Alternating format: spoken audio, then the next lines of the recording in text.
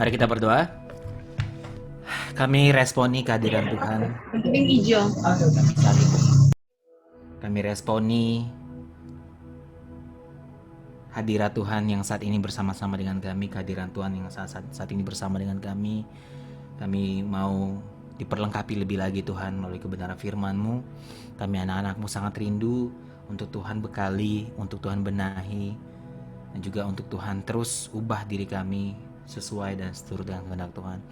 Melalui kebenaran firman-Mu pada malam hari ini, biarlah kami semakin diubahkan, ada perubahan cara berpikir, ada keinginan atau gairah untuk berjalan bersama dengan Tuhan, dan ada gairah juga untuk mentaati Tuhan. Berfirmanlah kepada kami Tuhan, kami anak-anak-Mu siap mendengar Engkau berbicara melalui kebenaran firman-Mu. Dalam nama Tuhan Yesus Kristus, Juru Selamat kami hidup. Amin. Shalom semua. Halo, Shalom Kak Riko. Salam Kak. Oke, sebelumnya thank you teman-teman. Ya sudah diizinkan ya bersama-sama dengan teman-teman hari ini bisa berbagi firman Tuhan yang harus jadi landasan dari kehidupan kita masing-masing. Ya, firman Tuhan itu harus jadi pijakan kita. Karena kita itu penuh dengan pesan dari dunia ya. Setiap hari teman-teman ketika bangun pagi udah ada pesan tuh.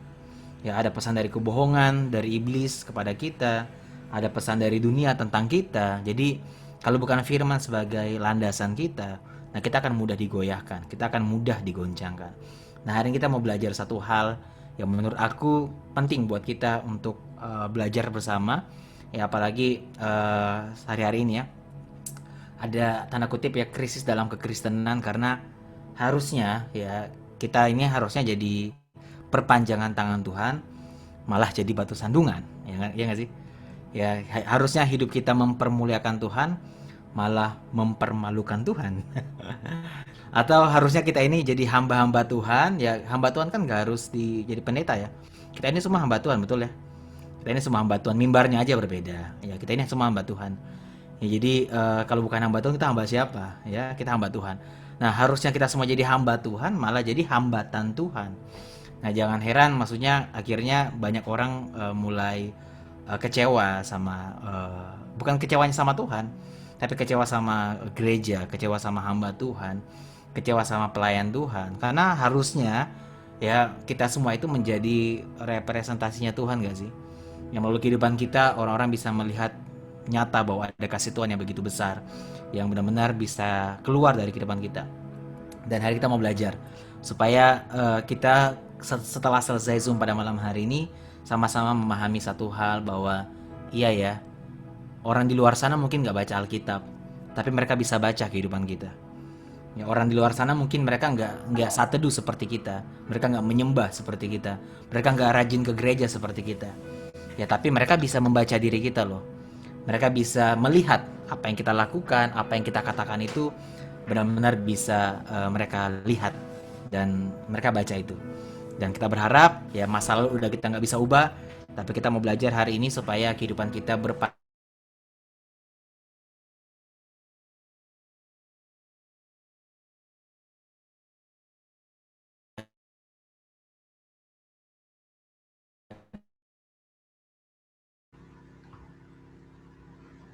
Maaf Kak Riko, mungkin sinyalnya ada gangguan sedikit ya Kak. Bentar ya teman-teman.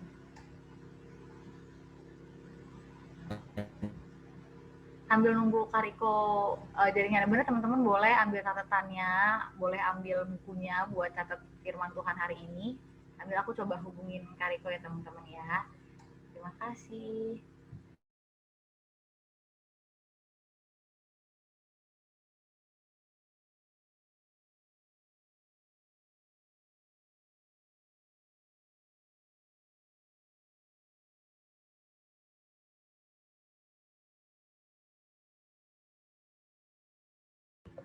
Maaf teman-teman, kayaknya Karikonya lagi menghubungkan ulang, tapi sebelum itu aku mau coba absen dulu nih dari per fakultas nih. Coba kalau misalnya teman-teman merasa fakultasnya disebutin, kalau teman-teman boleh boleh kasih stiker atau enggak teriak ya, teriak apa sih namanya, ngomong gitu. Coba dari mana dulu ya kira-kira ya? Pikom terakhir aja deh, soalnya aku udah tau banget Pikom pasti rame. Dari Stie mana coba Stie? Boleh dari Stie.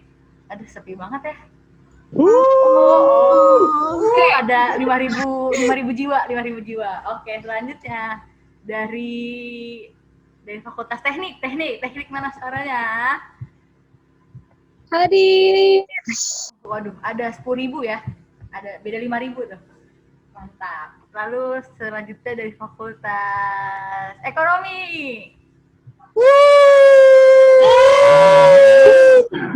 Ini sebenarnya soalnya satu orang, cuman emang gede gitu.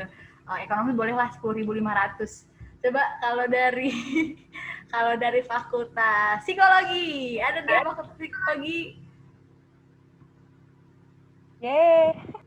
Terima kasih Kak Graciela, itu sudah mewakilkan 15.000 jiwa di psikologi. Terima kasih. Makasih. Dari Fakultas Fikom. Kak Chelsea yuk Kak, rame. Hadir. 25.000. Hadir. 25.000. Ya 25 lah boleh. 25 boleh. Dari Fakultas apa lagi sih yang mau aku sebutin? Aku lupa loh, sampai lupa beneran. Ada lagi gak sih Kak Yurika, Kak Yola? Aku lupa. Kedokteran mungkin kedokteran. Oh iya, dari Fakultas Kedokteran ada? Oh, nggak ada. Kak Ale lagi sibuk soalnya lagi pada koas Kak. Terus ada dari Sorry, kampus lain semuanya. nggak? Oh iya, ini udah ada nih Karikonya guys. Oke, boleh jadiin co-host lagi. Tadi Iya. Oke, sebenarnya Kariko. sorry hilang sih dah. Aku bisa akhirnya. Oke. Yap. Hari ini kita mau belajar tentang yang namanya excellence karakter ya. Nah, mungkin tadi ya yang tadi kita sempat di awal aku sampaikan bahwa harusnya kita jadi perpanjangan tangan Tuhan malah jadi batu sandungan. Harusnya kita jadi hamba-hamba Tuhan malah jadi hambatan Tuhan. Harusnya kita memancarkan karakter Kristus tapi malah sebaliknya. Nah, memang pada akhirnya kita menyadari bahwa ada skilling kita atau kita pun aku sendiri ya terus merenungkan apakah kehidupan aku pribadi ini sudah mencerminkan Kristus atau belum.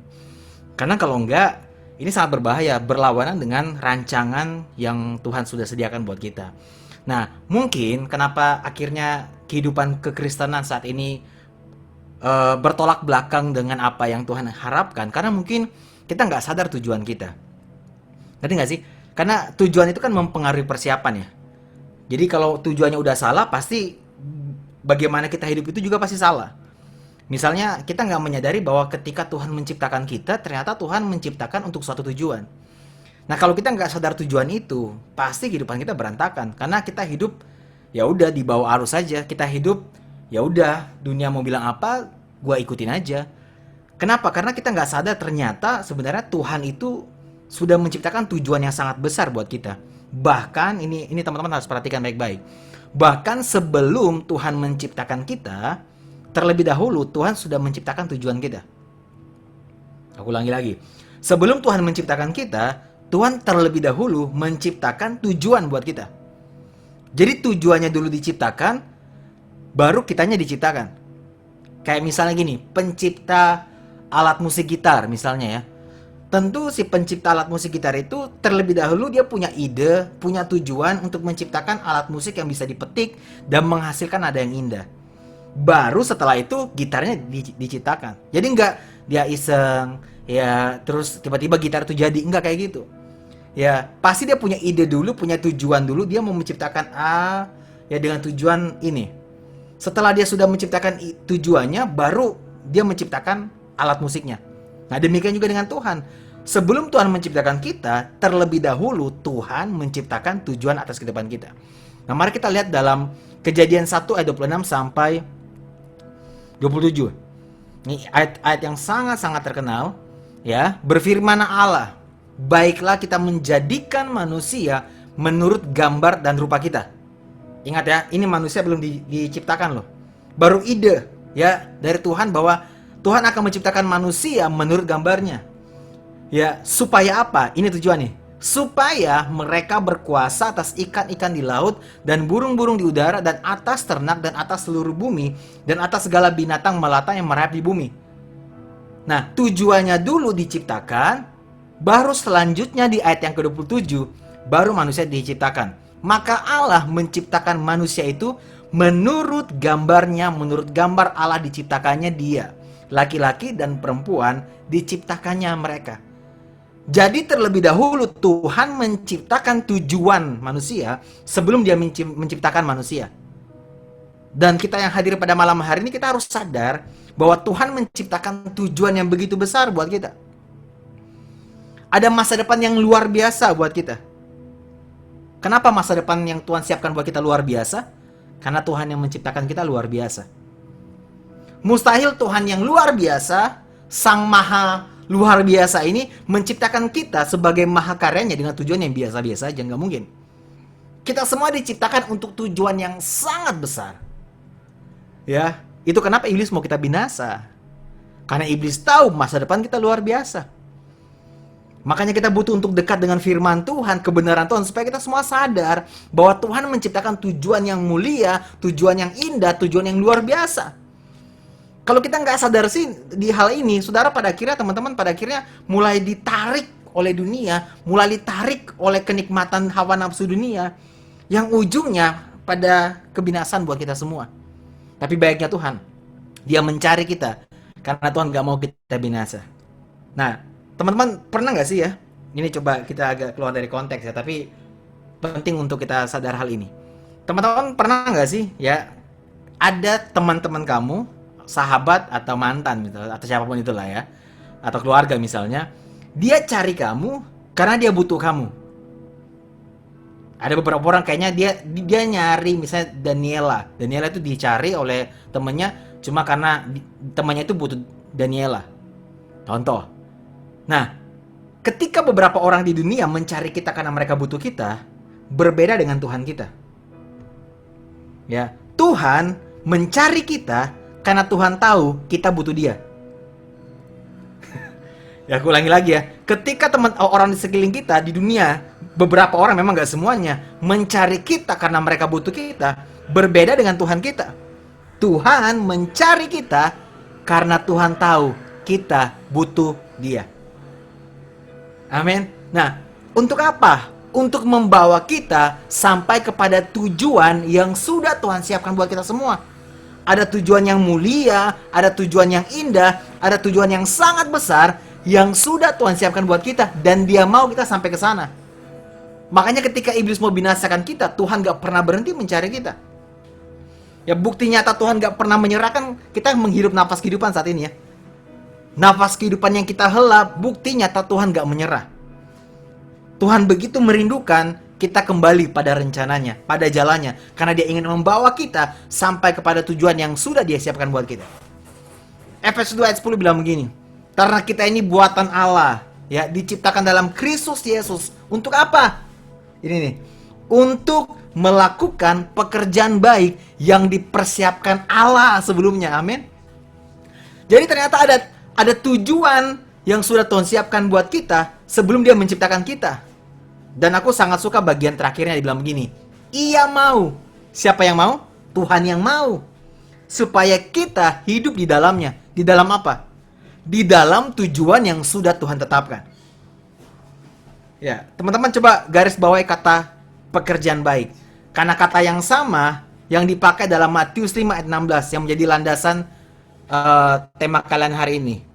Ya, demikianlah hendaknya terangmu bercahaya di depan orang, supaya mereka melihat perbuatanmu yang baik. Nah, kata perbuatan ini berbicara tentang tujuan kita dalam Tuhan. Karena kata yang sama dipakai dalam bahasa Yunani, yang dipakai dalam pekerjaan baik, kata yang sama dipakai tentang yang di sini di ayat di Matius 5 ayat 16, ketika berbicara tentang perbuatanmu yang baik. Demikianlah hendaknya terangmu bercahaya di depan orang, supaya mereka melihat perbuatanmu yang baik dan memuliakan Bapamu yang di surga. Jadi dunia sangat rindu ya melihat anak-anak Allah dinyatakan. Dunia sangat rindu melihat anak-anak Allah menghidupi tujuannya. Dunia sangat rindu kita semua, teman-teman, menyadari hal ini dan hidup bersama dengan Tuhan dan berjalan sampai kepada tujuan yang sudah Tuhan siapkan buat kita. Amin. Nah, makanya penting banget buat kita semua untuk sadar bahwa kita semua itu punya tujuan yang mulia yang sudah Tuhan siapkan. Nah, Kalau kita salah tujuan, kita pasti salah persiapan. Kenapa? Karena tujuan itu mempengaruhi persiapan. Salah tujuan, salah persiapan. Misalnya, tujuannya kita mau ke acara pernikahan, ya acara pernikahan, bukan kita nikah ya. Tapi kita mau ke acara pernikahan misalnya. Ya, tentu persiapannya berbeda ketika teman-teman mau jogging di GBK sama mau ke acara pernikahan. Kenapa? Tujuannya yang berbeda mempengaruhi persiapan. Makanya buat kita semua hari ini, malam hari ini di Zoom pada malam hari ini, kita harus sadar. Kita harus clearin dulu. Kita itu punya tujuan yang indah dan mulia yang sudah Tuhan siapkan dan tetapkan buat kita semua.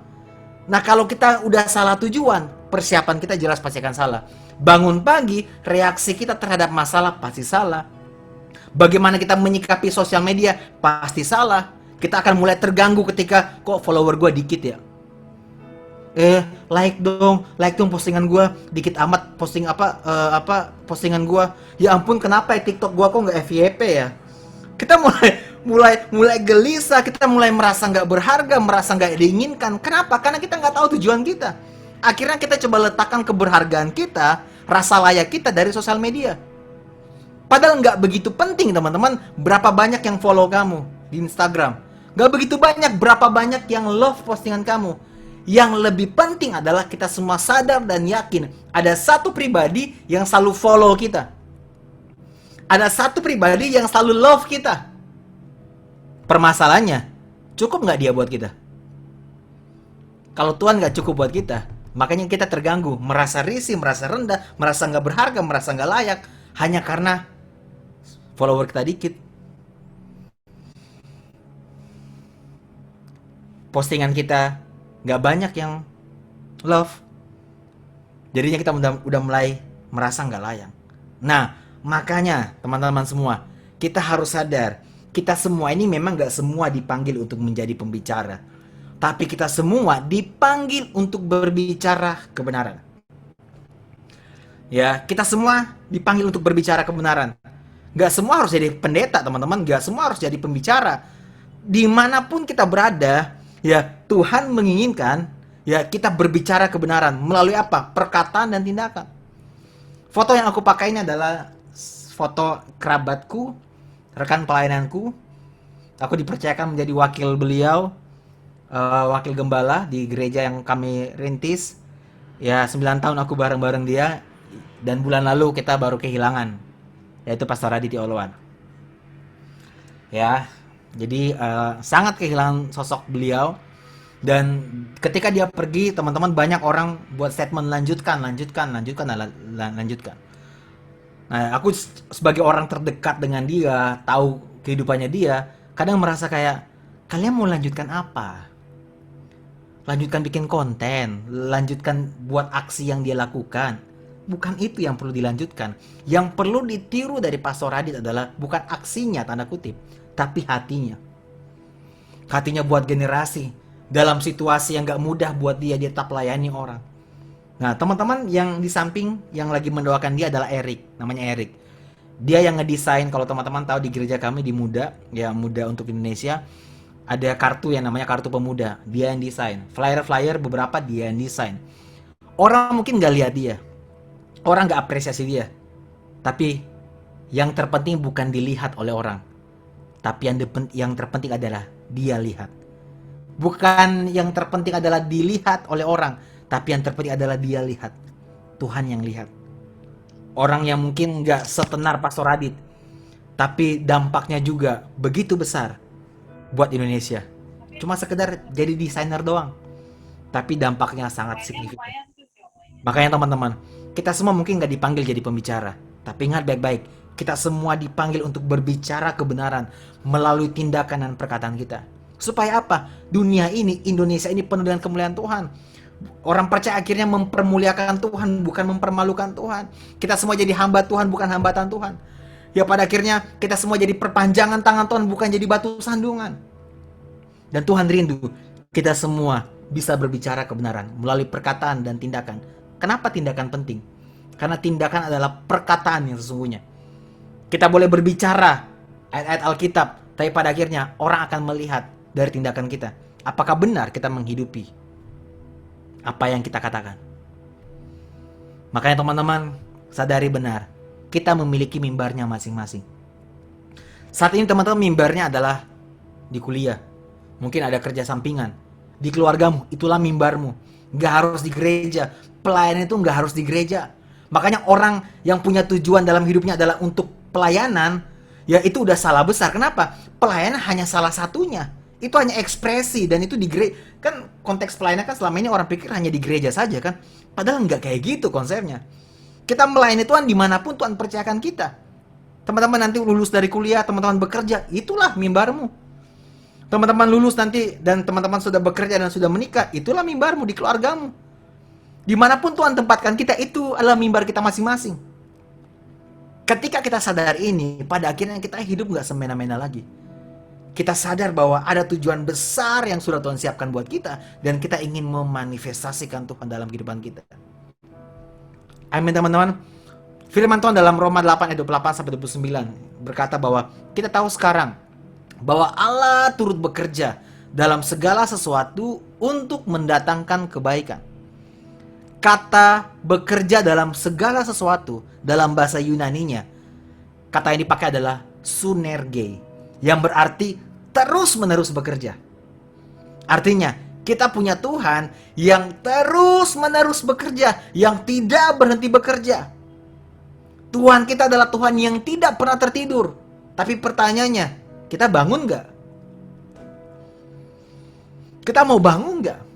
Karena dia adalah Tuhan yang selalu bekerja, dan puji Tuhannya, kita punya Tuhan. Ketika dia bekerja, dia pasti bekerja dengan satu tujuan. Yaitu apa? Untuk mendatangkan kebaikan. Kebaikannya apa sih maksudnya? Kebaikannya adalah Tuhan ingin membawa kita kembali kepada tujuan yang dia sudah tetapkan buat kita. Dan Tuhan ingin kita hidup pada tracknya kita, jalurnya kita. Gak usah sibuk melihat jalur orang lain. Kok kayaknya hidupannya enak banget ya. Kita mulai iri, kita mulai bandingkan diri kita dengan orang lain. Kalau kita sibuk membandingkan diri kita dengan orang lain, ada hal-hal yang besar yang Tuhan mau kerjakan dalam kehidupan kita, pada akhirnya Tuhan gak bisa kerjakan. Kenapa? Kita gak hidup dalam jalurnya kita. Kita sibuk melihat kehidupan orang lain.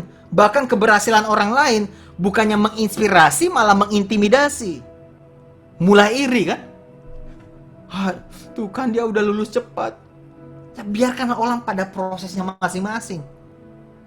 Biarkanlah orang pada jalurnya masing-masing. Fokus pada jalur kita. Kalau orang berhasil, biarkanlah keberhasilan yang menginspirasi, bukan mengintimidasi. Membuat kita terpicu untuk bisa maju. Amin teman-teman. Aku lanjutkan ya. Bagi mereka yang mengasihi dia, yaitu bagi mereka yang terpanggil sesuai dengan rencana Allah. Ini ayat yang jadi salah satu ayat landasan dalam tema hari ini ya. Ayat yang ke-29.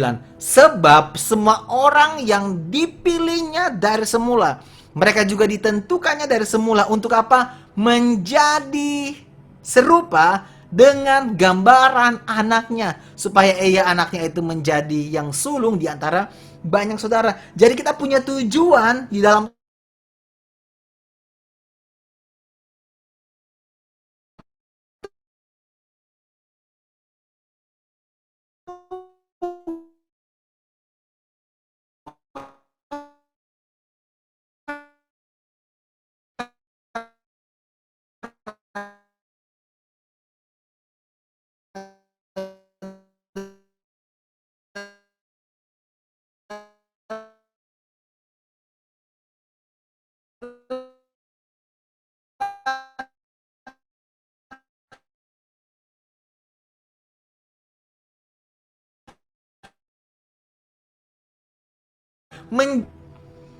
buat dunia.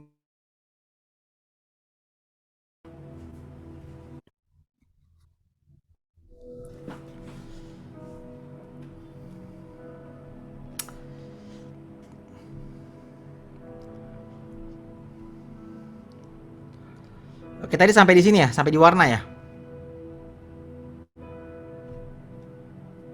Tadi sampai di sini? Sampai di ayat Kak, di ayat 28 sampai 29. Oh, sini ya? Iya, betul. Oke, thank you. Tadi berarti warna keputus ya? Ya, Oke.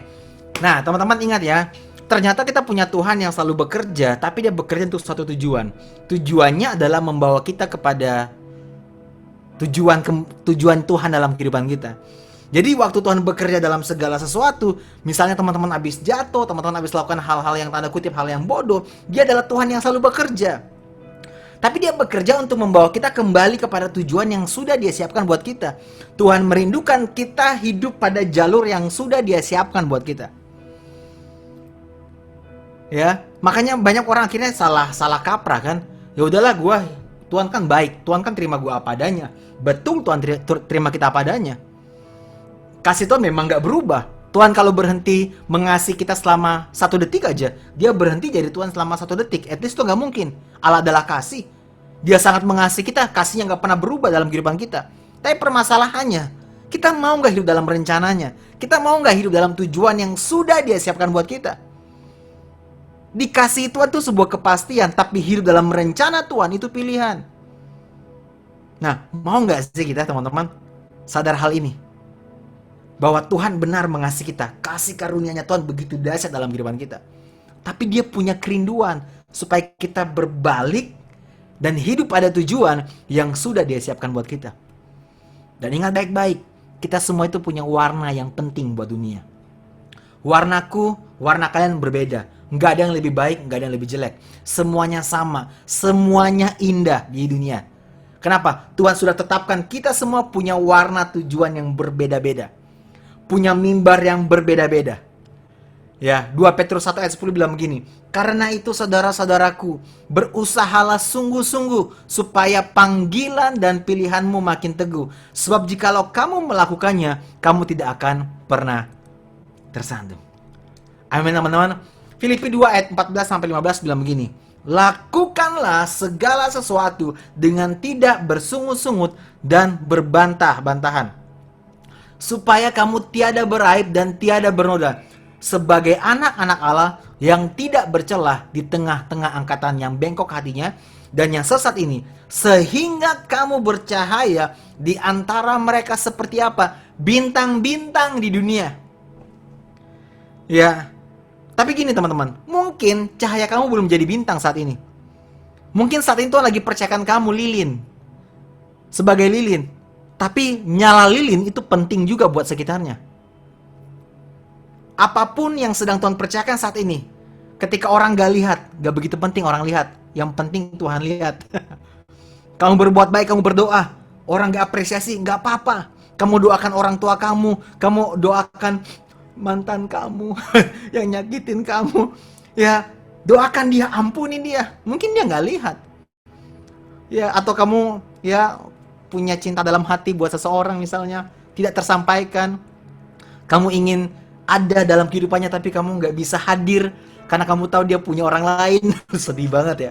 Tapi nggak apa-apa, kamu berdoa buat dia. Tuhan, sesayang-sayangnya aku sama dia, Tuhan lebih sayang dia. Tuhan jaga dia buat aku. Oh, gemes. Nah, apapun itu teman-teman, lakukan kebenaran, ya, berbicara kebenaran. Nah, aku mau sampaikan agak cepat aja tentang beberapa hal yang harus kita lakukan supaya kehidupan kita ini benar-benar bisa mencerminkan Kristus. Sekali lagi, kita semua merindukan, kita nggak jadi hambatan Tuhan, tapi kita semua jadi hamba Tuhan.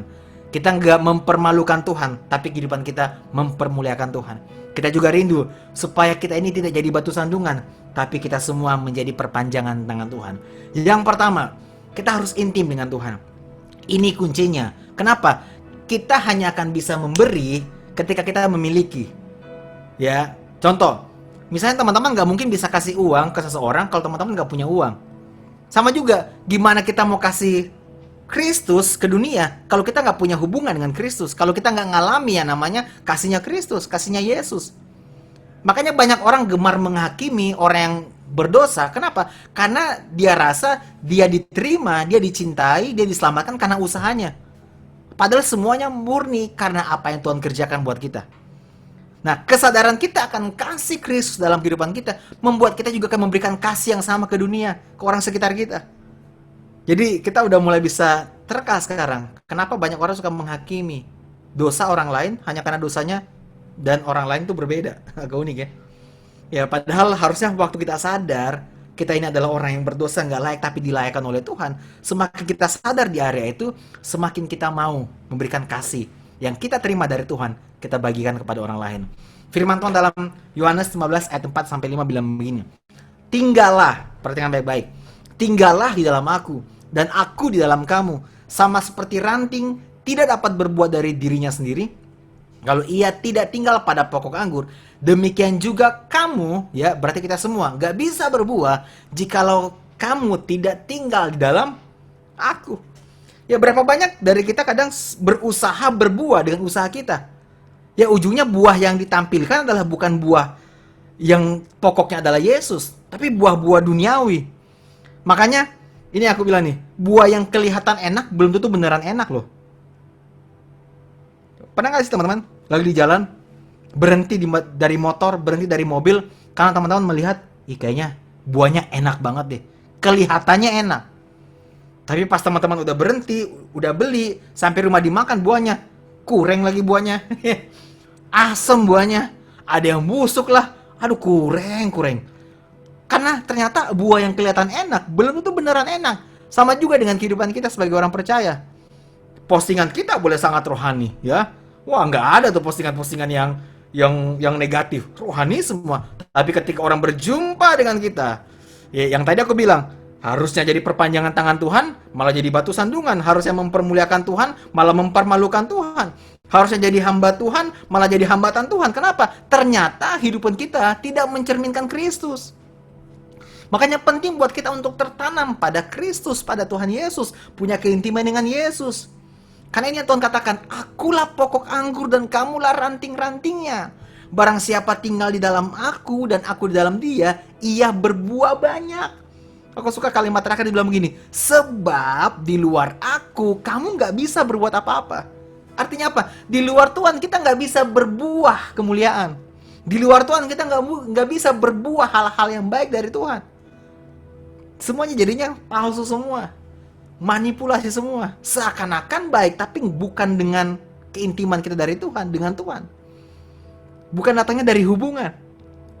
Dan Tuhan menginginkan kita berbuah kebenaran karena hubungan bersama-sama dengan Tuhan. Amin teman-teman. Yang kedua, ya, taat kepada Tuhan.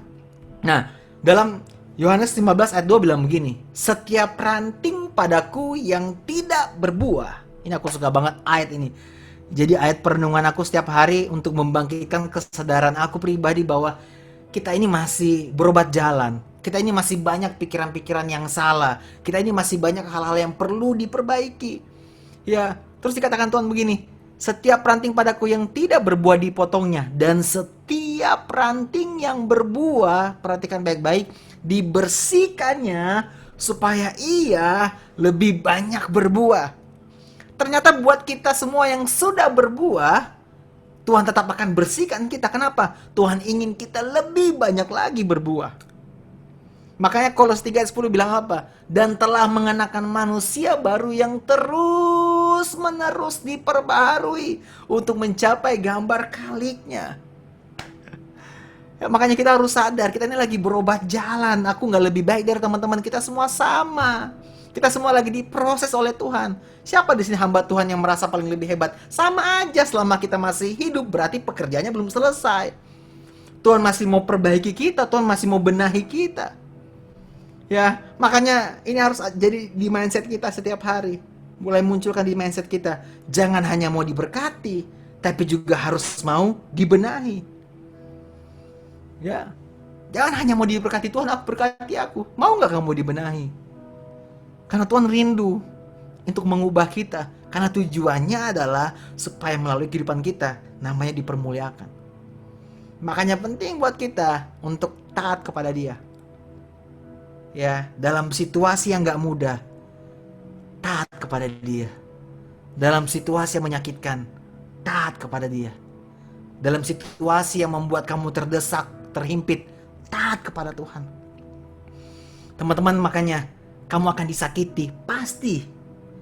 Disakiti adalah sebuah jatah kehidupan yang pasti kita akan terima. Kenapa? Karena kalau mau belajar mengasihi, kita pasti akan disakiti. Teman-teman pasti akan direndahkan. Kenapa? Dengan direndahkan kita akan belajar untuk menghormati orang. teman-teman akan punya masalah yang besar. Kenapa? Supaya kita punya pengharapan sepenuhnya kepada Tuhan. Bukan lagi sukacita kita bergantung pada keadaan, tapi sukacita kita sepenuhnya bergantung kepada Tuhan. Makanya, dengan hal-hal itu teman-teman, akhirnya kita menyadari, ternyata keadaan yang tidak baik juga kita butuhkan untuk membuat kita jadi lebih baik. Ternyata orang-orang yang tidak baik, tanda kutip, kita butuhkan untuk membuat kita menjadi lebih baik. Kenapa lebih baik? Karena Tuhan akan bersihkan kita supaya kita lebih banyak berbuah. Amin teman-teman. Dan terakhir, belajar setia. Datang taat setia kepada Tuhan. Ya, firman Tuhan dalam Yohanes 15 ayat 16 bilang gini, bukan kamu yang pilih aku, tapi akulah yang pilih kamu ya. Bukan kamu yang memilih aku, tetapi akulah yang memilih kamu. Dan aku, perhatikan baik-baik, telah menetapkan kamu supaya kamu lakukan bersama-sama dengan Tuhan. Belum tentu komitmen yang kita buat itu kita lakukan bersama-sama dengan Tuhan. Teman-teman pernah ikut retret? Dan dalam retret itu teman-teman tulis di sebuah kertas komitmen-komitmen apa yang teman-teman mau lakukan, mau berhenti lakukan, atau teman-teman mau lakukan sesuatu untuk Tuhan. Tulis misalnya aku mau A, B, C, D, aku mau lepas dari A, B, C, D. Habis itu kertasnya digulung, diginiin, baru dilempar ke api unggun. Entah sudah berapa kertas yang habis. Saya banyak ikut retret ya dari SMA. Ya sampai sekarang sangat banyak retret yang saya lakukan dan saya tulis komitmen-komitmen seperti itu. Tapi dalam perjalanannya aku lihat komitmen itu banyak yang aku nggak lakukan. Kenapa? Kadang kita berkomitmen untuk Tuhan tapi nggak bersama dengan Tuhan. Harusnya kita ubah komitmennya. Bukan lagi Tuhan aku mau, Tuhan aku mau, Tuhan aku mau, tapi Tuhan mampukan aku, Tuhan mampukan aku, Tuhan mampukan aku. Kenapa? Nggak bisa kita mengasihi dengan kekuatan kita. Ketika kita disakiti, kita mau belajar untuk mengampuni, untuk mengasihi. Kalau dengan kekuatan kita jelas nggak bisa. Dulu mungkin doa kita adalah Tuhan aku mau mengasihi. Ya dengan kekuatan kita akan sulit. Harusnya ubah doanya. Tuhan mampukan aku supaya aku bisa mengasihi. Kenapa? Tuhan katakan di luar aku kamu nggak bisa berbuat apa-apa. Kita hanya akan bisa menghasilkan buah ketika kita tertanam pada pokoknya. Tuhan mampukan aku. Tolong aku Tuhan supaya aku bisa mengasihi. Tuhan tolong aku supaya aku bisa berhenti lakukan A, B, C, D. Tuhan mampukan aku. Tuhan tolong aku. Itu yang Tuhan inginkan. Kita buat komitmen untuk Tuhan, tapi bersama-sama dengan Tuhan. Teman-teman percaya hal ini. Waktu teman-teman hidup setia nggak akan bawa ke masa depan yang sia-sia. Tetaplah setia meskipun di sekeliling kamu orangnya nggak setia. Amin teman-teman. Ya, teman-teman mungkin pernah dalam perjalanan di PMK misalnya atau persekutuan oikumene kayak gini ya. Ada orang-orang yang di awal misalnya ada on fire banget, tiba-tiba dia mulai hilang, udah nggak setia lagi. Teman-teman dalam pelayanan gereja kamu mungkin demikian juga. Orang tua kamu mungkin, mentor kamu, gembala kamu yang dulunya setia, tiba-tiba berubah setia. Berubah tidak setia. Teman-teman gini, jangan biarkan ketidaksetiaan orang lain dalam hidupmu merubah kamu menjadi pribadi yang nggak setia. Tetaplah setia. Kenapa? Karena setia nggak akan bawa kita ke masa depan yang sia-sia.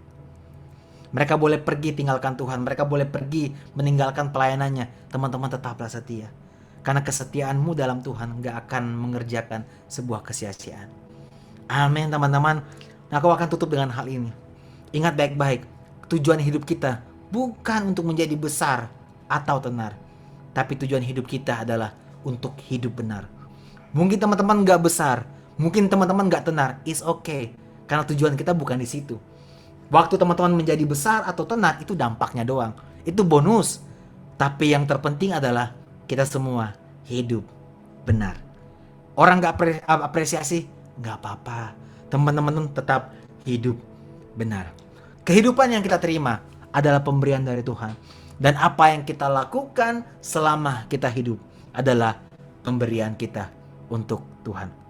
Jadi aku berharap semua yang hadir termasuk aku pribadi kita punya yang namanya excellent karakter. Excellent karakter datang ya karena kita punya hubungan intim dengan Tuhan. Excellent karakter muncul karena kita mau taat kepada Tuhan. Excellent karakter muncul karena kita mau tetap setia kepada Tuhan. Amin semuanya. Mari kita berdoa. Bapa, kami mengucap syukur Tuhan buat hari ini. Tuhan ingatkan kami kembali bahwa Tuhan rindu kami kembali kepada Tuhan. Bukan usaha kami supaya kami punya excellent karakter, tapi semata-mata karena penyerahan diri kami kepada Tuhan. Kami berserah sepenuhnya kepada Tuhan. Kami susah mengampuni Tuhan. Kami susah untuk percaya 100% kepada Tuhan. Kami susah taat kepada Tuhan ketika kami lakukan segalanya dengan kekuatan kami.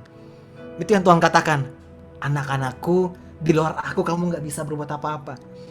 Hari ini Tuhan, kami mau datang kepada Tuhan. Dengan apa adanya kami, kamu bilang, Tuhan mampukan kami. Tolong kami, kuatkan kami. Supaya kami bisa mengampuni, supaya kami bisa taat sama Tuhan, supaya kami bisa menghormati orang lain, supaya kehidupan kami memunculkan excellent karakter. Ada karakter ilahi yang muncul dalam kehidupan kami, dan gak bisa dengan kekuatan kami. Kami terbatas Tuhan, kami lemah Tuhan. Kami mau datang kepada Tuhan, dan tolong kami Tuhan, mampukan kami. Karena ini yang Tuhan rindukan, kami datang tertanam, berakar pada pokok anggur yang benar, yaitu Engkau Tuhan. Terima kasih Tuhan buat firman-Mu hari ini. Terima kasih buat kebenaran-Mu yang kami mau jadikan sebagai landasan dalam kehidupan kami, supaya kehidupan kami selama kesempatan yang Tuhan berikan kepada kami hari ini benar-benar kami bisa maknai, nikmati, dan hidupi untuk mempermuliakan nama-Mu. Esok hari, minggu depan, seterusnya Tuhan, ketika kami sadar ada nafas kehidupan yang Tuhan berikan kepada kami mau dedikasikan hidup kami untuk mempermuliakan nama-Mu. Terima kasih Tuhan, terima kasih bahwa kami terus lebih dekat lagi dengan hati-Mu, supaya kami tahu begitu besar Tuhan mencintai kami, dan begitu besar Tuhan sudah siapkan masa depan yang luar biasa buat kami. Makasih buat kasih-Mu Tuhan, makasih buat kesetiaan-Mu, terima kasih buat segalanya Tuhan. Terima kasih karena kasih-Mu memampukan kami untuk bisa mengasihi-Mu. Terima kasih Tuhan, kami serahkan hidup kami ke dalam tangan-Mu. Dalam nama Tuhan Yesus Kristus, Juru Selamat kami hidup. Kami berdoa dan mengucap syukur kepadamu. Amin.